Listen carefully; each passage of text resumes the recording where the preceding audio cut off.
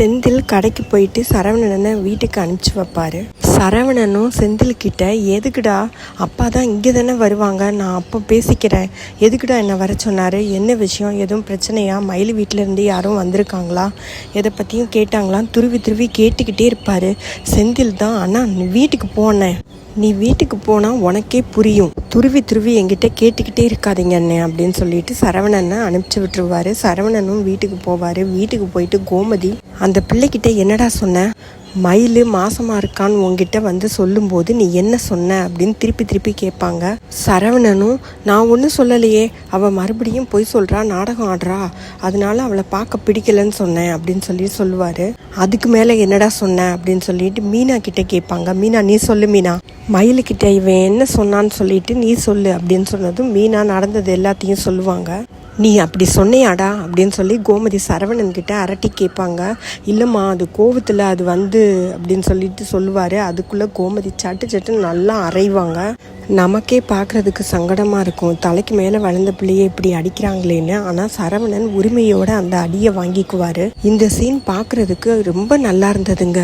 உன்னை இப்படியாடா வளர்த்தேன், யாரையும் கஷ்டப்படுத்தாமல் பேசணும்னு சொல்லி கொடுத்து தானடா வளர்த்தேன், எப்படி அந்த பிள்ளையை பார்த்து இப்படி கேட்குறதுக்கு உனக்கு மனசு வந்தது, அந்த பிள்ளை எப்படி உடஞ்சி போயிருக்கும், உங்கள் அப்பா என்னைய நாடகம் போடுறான்னு சொன்னதையே என்னால் தாங்கிக்க முடியலை, நீ எப்படி அவகிட்ட போய் இது ஏன் குழந்தை இல்லைன்னு சொல்லுவ, இல்லைம்மா அது வந்து ஏற்கனவே அவள் பொய் சொன்னால, இதுவும் பொய்யா இருக்கும்னு நினச்சேன், அது மட்டும் இப்போ உண்மைன்னு உனக்கு எப்படிமா தெரியும் அப்படின்னு சொல்லிட்டு கேட்பாரு. மீனா நடந்த எல்லாத்தையும் சொல்லுவாங்க. நான் ஹாஸ்பிட்டலுக்கு அவங்க கூட தான் போனேன், டாக்டர் தான் செக் பண்ணாங்கன்னு எல்லா விஷயத்தையும் சொன்னதும் சரவணனுக்கும் என்ன பண்ணுறதுனே புரியாது. கோமதியும் ரொம்ப வருத்தப்படுவாங்க. என்னங்க பண்ணுறது. பாண்டியனும் அவர் பங்குக்கு சரவணனை நல்லா விளாசுவார். மயில் வயிற்றில் வளர்றது அவ குழந்தை மட்டும் இல்லைங்க, இந்த குடும்பத்தோட மூத்த வாரிசு, நம்ம ஏதாவது பண்ணித்தான் ஆகணும் அப்படின்னு கோமதி சொல்லுவாங்க. கோமதியும் பாண்டியனும் மனசார மயிலை ஏற்றுக்கிட்டாங்க. வீட்டுக்கு போய் கூப்பிடலை அப்படின்னாலுமே அவங்களோட குடும்பத்தோட முதல் வாரிசு அப்படிங்கிறதுனால அவங்களுக்கு ரொம்பவே சந்தோஷமாக இருப்பாங்க.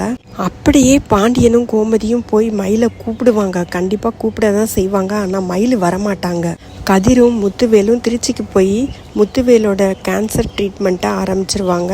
அவங்க என்ன சொல்லுவாங்கன்னா, ரேடியேஷன் ட்ரீட்மெண்ட்டெல்லாம் காரைக்குடியிலேயே எடுத்துக்கோங்க, மற்ற சர்ஜரி பண்ணணும், அதை இம்மீடியட்டாக பண்ணுறது நல்லது அப்படின்னு சொல்லி அனுப்பிச்சி விட்டுருவாங்க. அவங்க 2 பேரும் டெஸ்ட் எல்லாம் முடிஞ்சதும் கிளம்பிடுவாங்க.